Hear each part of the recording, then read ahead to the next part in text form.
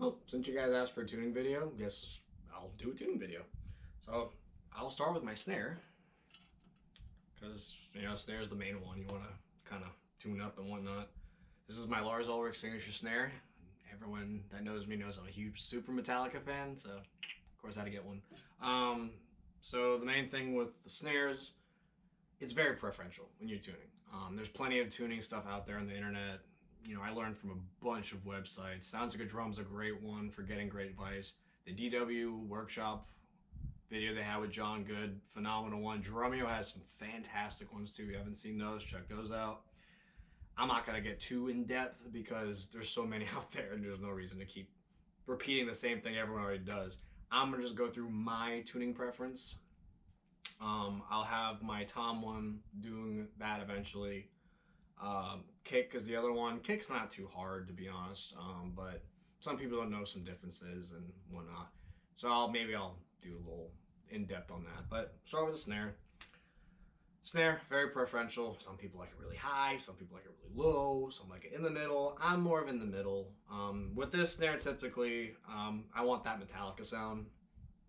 Metallica snare, Metallica sound, kind of have to. So I go with the exact same heads that Lars does use, which, the bottom hazy, basic snare bottom. Controlled sound, very popular head, great head. It's probably one of the ones I recommend for most people. Heads play a huge part in tuning as far as muffling and whatnot. If you want to have more of a fatter tone, less overtones, check out the Power Stroke 3 or the P77. I'm not too big on the P77 just because it's very controlled. I like something a little more lively, but it might suit something for your ears, so try that out. Other heads, from the Evans line, I personally use the ST Dry. That's my go-to one. I used to use the HD a lot, but it was a little too controlled for my taste after a while. Now I got better at tuning, so the ST gave me a lot more crack and snap. Went with that one instead. But we'll go through with this one first, with the controlled sound. Great starting head to have, whether you have an ambassador, a controlled sound. Controlled sound has a little dot underneath that help with the muffling, so it gives a little more controlled sound, hence why it's called controlled sound. So we'll get into the tuning real quick. I have a drum key in my pocket. So yeah, just get everything finger tight, clean your thing, clean your bearing edge. Please clean the bearing edge. There is stuff under there, sometimes gets under there, gotta get that clean. They got an even tone. Get yourself, a key with usually the top finger tight setting. It's great for getting that maximum finger tight, and it's also just really easy to spin the lugs on. You can use a drill. People use drills and stuff too. I'd use it only if I need it, and I use it at work for the most part, with changing drum heads and setting up drums, because I would set up drums quite often. So I had to make sure I get that quick and done and whatnot. So do that. I also have OCD, so I gotta make sure everything's all lined up. So I'm gonna make sure this is all lined up real quick before I start tightening anything.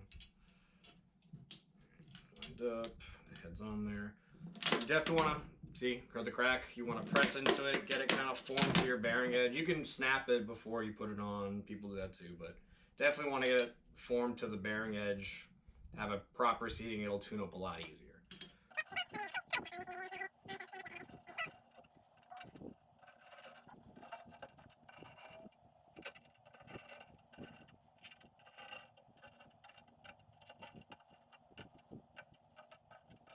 So now get them all finger tight, maximum finger tight with the top part here. You don't have to start going to a star pattern as of just yet. You can. You're just seating the head. It's all crackling and stuff still. I start the star pattern kind of thing as soon as everything's all finger tightened, whatnot. So it's about there now. So again, press on it, get the crack. With Evans heads, you kind of don't really have to do that, which is awesome. Remo heads, they have the kind of crimp stuff on there, so kind of have to break the glue and whatnot. All right, let's get started tuning. So my tuning thing, same as everybody else. Cross pattern, about a couple turns, 1, 2, 1, 2. Just quarter turns. So it'll probably equal out to like a full turn. Get them all even. don't go into full tuning mode at first because the thing's still crackling and whatnot. Let it kind of crack again, do its thing. Now it's all wrinkly, so you gotta go again. Do its thing. It's gonna drop in pitch. So you're gonna have to retune it, you know, probably the same day, if anything tomorrow, day later, whatever. So get it up to that. Then you want to, you know, the best thing to do is definitely tap the lugs to see kind of where you're at already. That way you don't have to go back and do any major fussing with it. So tap it. That one's lower, so bring us up a little more. Lower here. And there's a couple other ones out of thing, but I'm not going to go crazy right now. It's not the fine tuning process. And I don't crank my drums. It's very preferential. Some people like a really tight snare sound. Some like it low. I like the medium, high, medium tension. And I don't use my wrist when I do this. I turn with my fingers. I put tension with my fingers only. When I cannot push any more fingers is usually where I stop. So going there. Not turning with my wrist, just fingers only. That's my special technique that seems to work. And then glue clack again. Just fingers.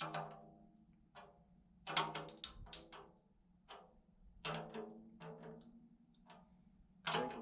So now we're kind of in a spot, still crackling and whatnot. Let's see where we're at. It's a relatively low spot. Up higher, a little low. So same thing, fingers, it's gonna stretch still.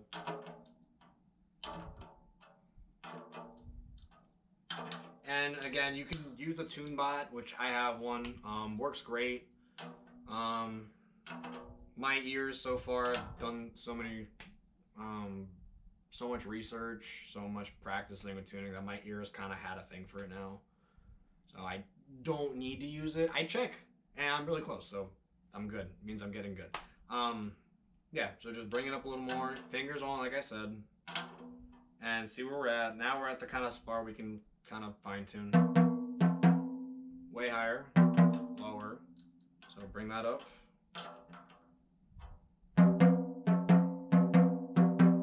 Lower.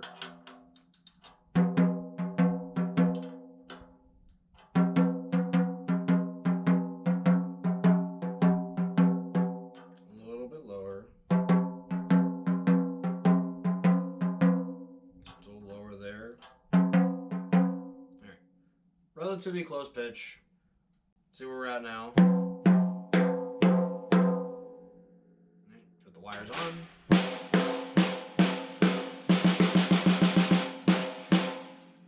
So still crackling. I might go a little higher, but that's kind of what I usually do for that.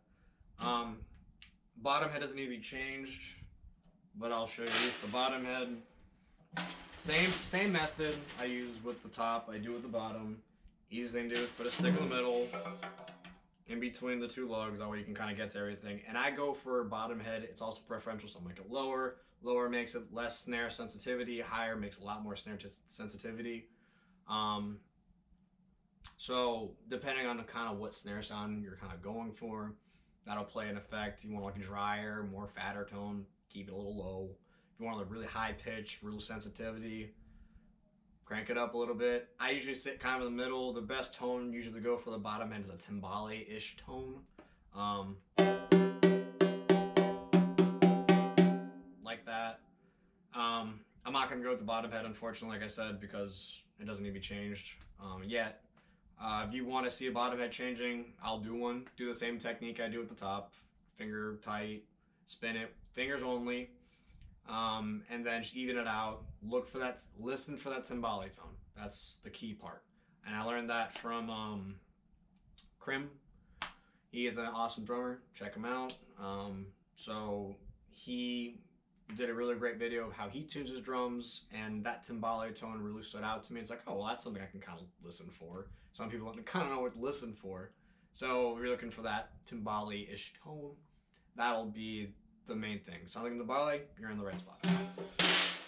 And another thing is a lot of people really crank their wires. I do not. I get it to where it starts buzzing and I just go a little hair above that because I want to have that sensitivity to the snare. Some like the sound of it really cranked. I do not. It chokes the drum in my opinion, and it doesn't let it to breathe and get all the sticking you're doing in properly. Now also with when it rings, a lot of ring usually depends on the drum. This drum is a diamond plate steel 3mm, very fucking heavy snare. Very. It's probably over 25 pounds. This thing is gonna ring. It's normal. Metal snares will ring, but this one will ring. So controlling it you might need a little extra stuff to put on. I usually grab a moon gel, cut it in half, and put it in the 2 spots. Usually where I have a logo. I have OCD and need to have it in certain spots. But you can use gaff tape underneath if you want, which is I kind of do have to hide the kind of muffling so it looks clean. But you can put moon gel, cut it in half. You want a light muffling. Gaff tape. E-rings usually kind of a little too much muffled for me. Might be the sound you want. And there you go. You can actually make some E-rings with some old drum heads you have. Our David R does a great video on that. Check him out too. And that's pretty much it for the snare tone. I'll make a video of it when it's done so I don't bore you too much with the whole snaring because I still have to do some fine tuning and whatnot. But that's basically what I do with my snare. I'll do the tom and kick at some other point. If you enjoy this, let me know how you like it. Any questions, let me know. I usually answer back pretty fast. Enjoy.